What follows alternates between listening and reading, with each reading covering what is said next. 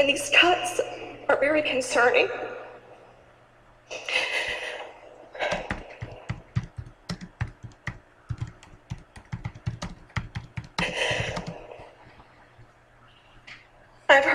I've read the report that was posted on May 1st, and I do appreciate that, and I agree with streamlining some processes and job descriptions. That makes sense.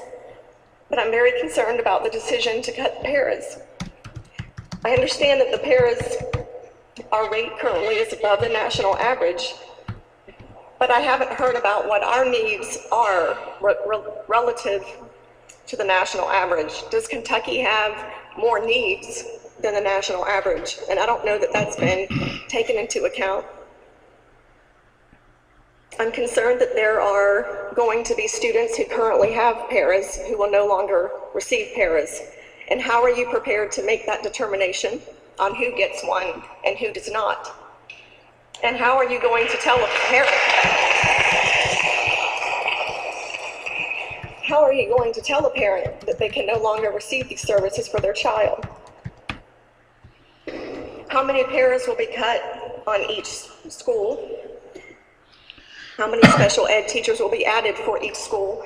The report says 7, but how are you going to allocate 7 educators for the vast number of schools that we have?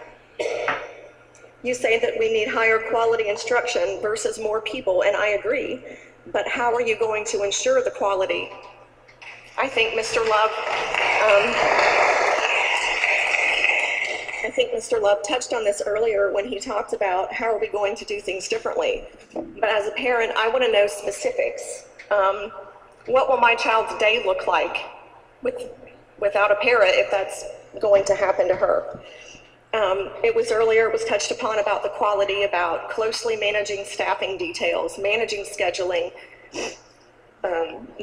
providing new service delivery models, but I have no idea what that means as a parent. What does that look like? What does that mean? And what are the specifics?